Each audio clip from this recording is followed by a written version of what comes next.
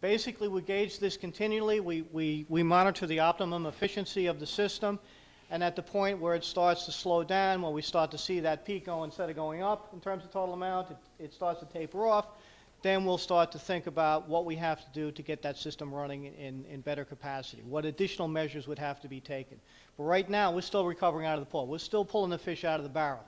At the point we can't do something as easily anymore, it starts to stabilize, then we're going to look towards other means. But shouldn't you be looking at other methods now, not waiting till? We can, Pat. I mean, that question has come up before. They've asked about how long and what measures.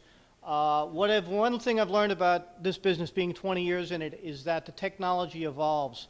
And 6 months from now, there could be a new technique, a more effective technique in terms of recovering the oil.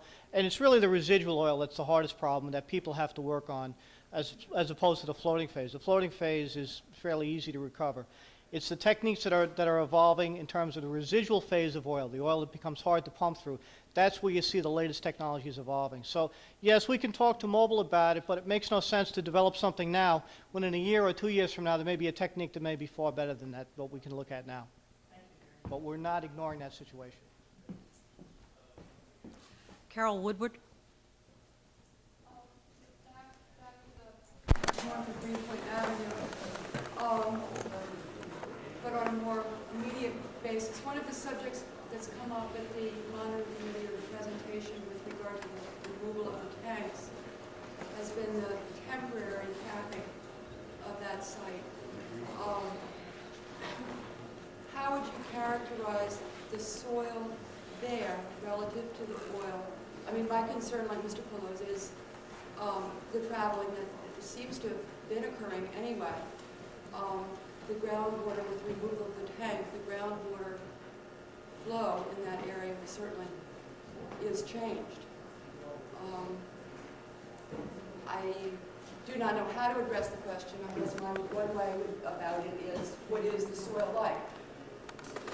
And how likely is... You're talking about DEP property here? Yes. Okay.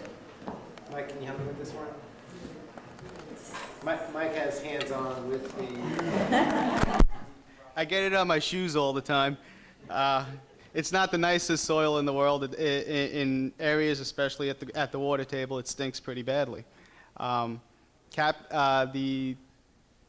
problem with that property is the foundations for many of the tanks are located several feet below land surface, so you have to dig down to get the foundations out. In doing that, it's disturbing the soil.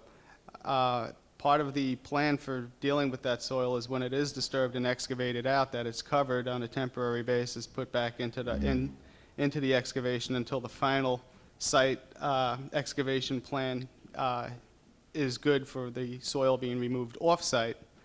And after the foundations are removed, just going to cap it with a couple of feet of soil to make sure that there's no odor problems. How would I characterize the soil? It's petroleum contaminated, without a doubt. I think my question is Went into a mobile pipeline system through underneath Greenpoint Avenue and into an oil water separator. It doesn't do that anymore on the site. I understand your concern, but the soils there's a possibility for that, but the soils themselves are fairly dense, a lot of silt and a lot of ash in them, and they tend not to be too hydraulically conducive. They don't pass water and oil readily. Is that Are you involved in any of the discussions with the temporary hot layer treatment before? Yes, I'm involved in the discussions, in the past discussions, and I guess in future discussions and present discussions. Usually it's not a problem getting cover because it just comes from right across the street there, from the soil pile. It's just trucked in and dumped. Clean soil is also used to make pathways for equipment in and out of the site, so it doesn't contaminate anything off-site. They have actual roads built of clean fill material. Am I answering your question, or am I going off base here? You're answering if you are. Irene, you had an... You had something? And the water is coming out also. What is the water quality? Pumping out of where? Out of the wells? You're pumping out, water is coming up also. What is the water quality that you're getting out of there? DEP property, it's Yeah. all pumped to our water treatment system. To your water treatment? To our water treatment system, yeah. We have a large separator and a Dravo finishing building. And it's all monitored, it's all DEC permits, we monitor the outfall. We've always been in compliance with our outfalls, so it's well monitored.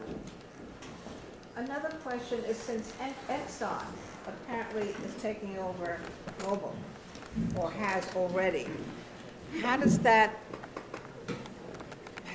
regulate your consent order regarding this cleanup? There'll be no difference. There'll be no difference. There won't be any change.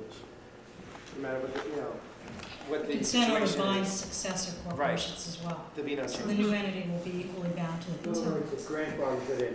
Coming out, and that this, this was an enjoyable event last year. I must say, 14 months ago, it didn't make me want to do it again in a hurry. So this was painless, and I look forward to coming back here again.